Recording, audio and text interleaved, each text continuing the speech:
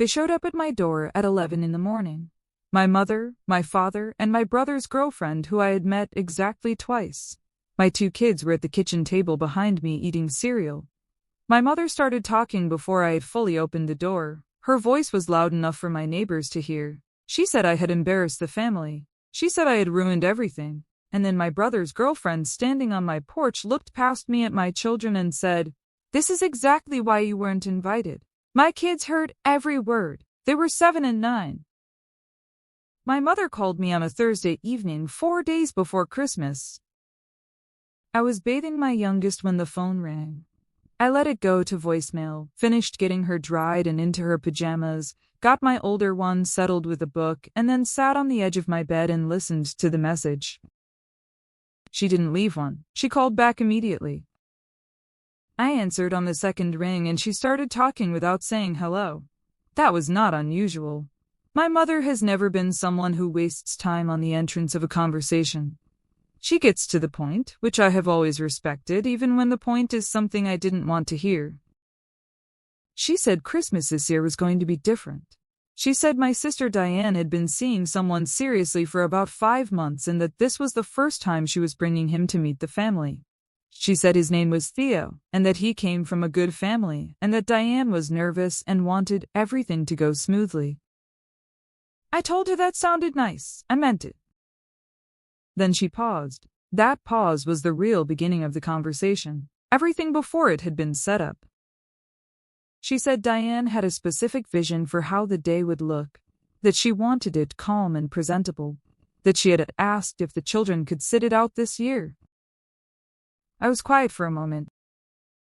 "Sit it out," I repeated. My mother said yes. She said it wasn't personal. She said my kids were wonderful, but they were energetic, and Diane wanted Theo's first impression of the family to be relaxed and adult. She used the phrase perfect image, which I have thought about many times since. Not a comfortable Christmas, not a nice afternoon, a perfect image. I asked her where my children were supposed to go while I attended Christmas at my parents' house. She said I could arrange something, a sitter maybe, or I could come for a few hours and get back to them. I want to sit with that for a moment because I think it's important to be precise about what was being asked. My mother was suggesting that I leave my 7 and 9-year-old with a hired stranger on Christmas Day so that my sister's boyfriend of 5 months could have a visually pleasing introduction to the family. She said this as if it were a reasonable logistical adjustment, as if it were the kind of thing people rearranged without much thought. I told her I understood. Then I hung up. I sat on the edge of my bed for a while after that. The house was quiet. My youngest was already asleep. My older one had put her book down and was watching something on her tablet with the volume low. I could hear the faint sound of it through the wall. I thought about calling my father. He and I have always been close in the way that fathers and eldest daughters sometimes are, quiet and consistent, not many words but steady. I thought that maybe he didn't know the full shape of the conversation, that maybe my mother had made this decision and he had simply gone along with it the way he sometimes does when he wants to avoid a prolonged discussion. So I called him. He answered on the first ring, which meant he was expecting my call, which meant he knew exactly what my mother had said to me. He said hello, and I asked him directly if he agreed with the decision. He was quiet for a moment. Then he said Diane had asked if it was her Christmas too. That was his whole answer. Not that he had pushed back. Not that he had asked a single question about how this would feel for my children who called him every Sunday without being told to, who drew him cards for his birthday and taped them to the front of envelopes with too much tape the way young kids do. He had heard the plan and he had decided that Diane's request was worth more than my children's place at the table. I thanked him for being honest and I said goodnight. I did not cry. I was past the kind of hurt that produces tears quickly. This was slower than that, heavier. The kind of hurt that settles into the body and stays there, quiet and dense for a very long time. I turned off the light in my room and lay in the dark and listened to my kids breathe through the walls of a house I had built carefully around them. And I made a decision that I did not announce to anyone. Not yet. My children had been an inconvenience to my family for a long time before that phone call. I had just been too close to it to see the full shape of it clearly. The first time I noticed something was off, my oldest was 18 months old. We were at my parents' house for a summer birthday gathering. My father's side of the family, cousins and aunts, and the kind of afternoon that goes long and loud and ends with too much food left on the table. My daughter was at the age where she needed to move constantly. She wasn't destructive. She was just present in the way that toddlers are present, which is completely and without apology. Diane spent most of that afternoon visibly irritated. She made comments dressed as jokes. She said things like, "Someone has a lot of energy," in a tone that was not affectionate. She moved objects out of reach with a tightness around her mouth that she didn't bother to hide. When my daughter knocked over a plastic cup of juice, Diane looked at my mother with an expression that said something neither of them put into words. My mother cleaned it up without a word to Diane, but she didn't say anything to defend my daughter either. I told myself Diane was just not a child person. Some people aren't. I didn't hold it against her. I gave her room, the same room I always gave everyone, and I moved forward. But it kept happening. When my second daughter was born, the family came to the hospital. Everyone held her. Everyone smiled. But when I came home and the weeks got hard the way they always do with a newborn, and I called my mother tired and overwhelmed and needing someone to sit with me for an afternoon, she came once. Once in 6 weeks. She said she didn't want to intrude. She spent 3 days at Diane's apartment the following month helping her repaint her living room. I noted that. I didn't say anything, but I noted it. Over the years, the pattern held its shape. My children were welcomed in theory and managed in practice. They were invited to family events but seated away from the adults. They were spoken about with a particular brand of politeness that people use for things they're tolerating. My mother would say they were so lively, which sounds like a compliment until you hear it enough times to understand it isn't one. Diane never pretended to warmth she didn't feel, which I will say is at least honest. She was consistent in her distance. What bothered me more was my parents' response to that distance, which was to accommodate it rather than address it. If Diane didn't want the kids nearby, the kids were moved.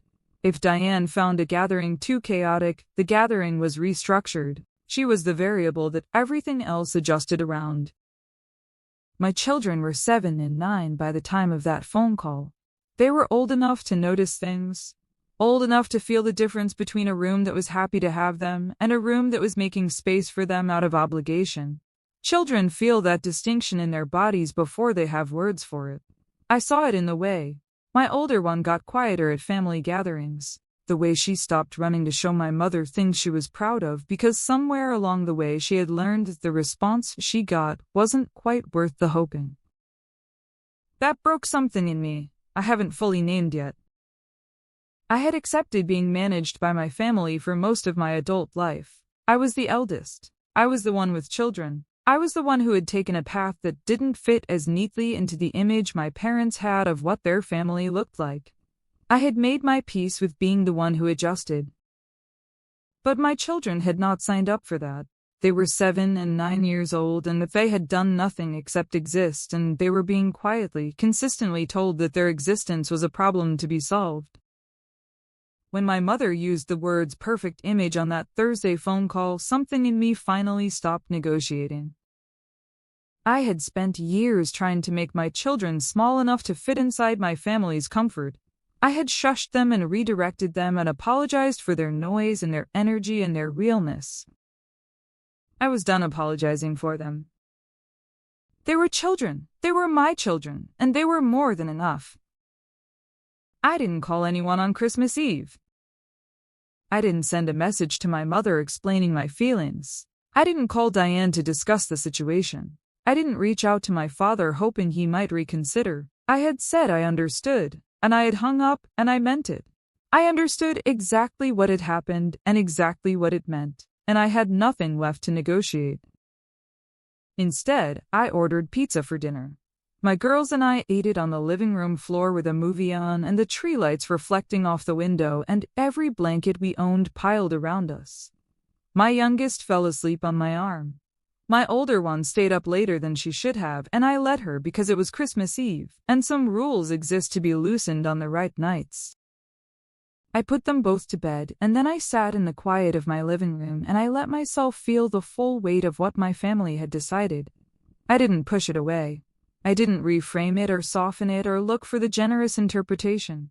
I just sat with it until it stopped feeling like a wound and started feeling like information. Christmas morning was good. It was genuinely good. My girls woke up early and loud, and the living room was exactly the kind of chaos that my family had decided was too much for Theo's first impression. Wrapping paper everywhere. 2 children in mismatched pajamas talking over each other. Hot chocolate with too many marshmallows. I took photographs because the light was beautiful and because I wanted to remember that we were fine. That we were more than fine. We had breakfast, we called their father, we were settled and calm by mid-morning, and I was thinking about what to make for lunch when I heard the knock at the door. I was not expecting anyone. I opened the door and my mother was standing on my porch.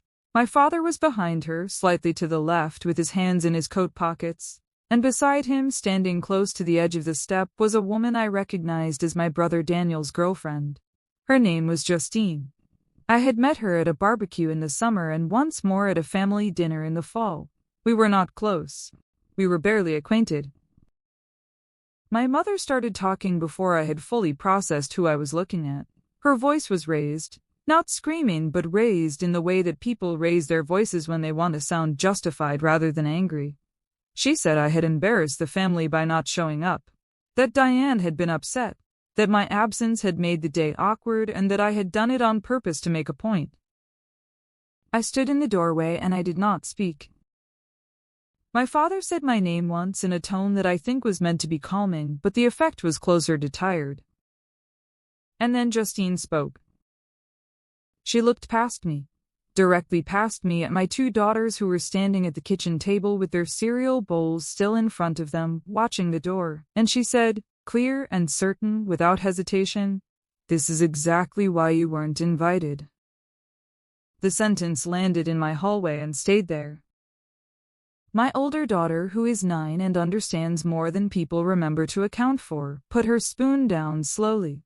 My younger one looked at her sister first, the way younger children look to older ones to understand what a thing means. My older one's face didn't crumple. It just went still and careful in a way that I recognized and that I will carry with me for the rest of my life. I looked at Justine for a moment, then I looked at my mother, then my father. Neither of them said anything. Neither of them corrected her. Neither of them looked at my children to acknowledge what had just been said in front of them. That silence was its own answer. I stepped back from the door and I said, quietly and without any particular emotion, that I needed them to leave. I said it once. I did not explain it or add anything to it. I closed the door and I stood in the hallway until I heard them move off the porch. Then I turned around and walked to the kitchen table and I sat down next to my daughters and I poured myself what was left of the orange juice and I asked my youngest if she wanted more cereal. She said yes, please. I got up and got it for her. I didn't hear from my mother for 3 days after Christmas. When she finally called, her voice was different, quieter. The justified anger from the porch had settled into something that sounded closer to uncertainty. She asked how the girls were. I told her they were fine. She asked if we could talk. I told her I needed some time, which was true, and I ended the call politely and without drama. I did not call Diane. I did not call my father. I did not send the long message I had drafted in my head 100 times over the years, the one that laid out every overlooked moment and every absorbed slight in careful detail. I had written that message in my mind so many times that I knew it by heart. I also knew it would change nothing. People who have decided what they believe about you do not update that belief because you presented them with evidence. They just find new ways to reframe it. So I stayed quiet, and I watched what happened when I did. Justine, it turned out, had told the story of Christmas morning to several people. Not quietly. She had a wide social circle, and she was the kind of person who processes experiences by narrating them to an audience. She told people she had gone with Daniel's family to confront his sister, that the sister had been cold and difficult, that the children had been standing right there and the sister hadn't even tried to smooth things over. She told that story to someone who knew me. That person called me not to report it exactly, but the way people call when they want you to know something without saying directly that they're telling you. She mentioned she had heard about my Christmas. She asked if I was okay. I said I was fine and thanked her, and we talked about something else entirely for a few minutes and then hung up. But I understood what had been handed to me. Justine had described a scene in which she, a woman who barely knew me, had stood on my porch on Christmas morning and commented on my children to a group of people who had come to my home uninvited. She had told that story expecting sympathy and had not considered how it sounded to anyone who was not already inclined to agree with her. It sounded exactly like what it was, and the people hearing it were drawing their own conclusions without any help from me. My brother Daniel called me in January. He was uncomfortable in the way people are when they have started to suspect they owe someone an apology but haven't fully committed to giving one. He said Justine hadn't meant it the way it came out. I told him I understood what she meant. He was quiet for a moment. Then he said he was sorry I had felt excluded at Christmas. I noted the phrasing. Not that he was sorry it had happened, that he was sorry I had felt it. I told him I appreciated the call. We haven't spoken much since then. That is not a punishment. It is just the natural distance that opens up between people when one of them finally stops working to close it. My father came to the house in February, alone. He stood in my kitchen while the girls were at school, and he looked at the photographs on my refrigerator for a long time without saying anything. Then he said he should have spoken up on the porch. He said it simply, without building a case around it or asking me to acknowledge the difficulty of his position. Just that he should have spoken up, and he hadn't. I told him I heard him. I made him coffee. He stayed for an hour and we talked about ordinary things, and when he left he hugged me at the door in a way that felt different than it used to. More honest, maybe. Less managed. I don't know what my family will look like in a year. I'm not trying to predict it. What I know is that my girls had a good Christmas. I know that my oldest has started running to show me things again with the full energy of someone who expects to be received well. I don't know exactly when that changed. I just noticed one afternoon that it had. I know that I stopped apologizing for them sometime around the end of December, and that the quiet that followed that decision was not emptiness. It was just my life, my actual life, with room in it finally for the things that were always supposed to be there. My daughters are enough, they always were. It just took losing a seat at the wrong table to finally understand that we already had the right one.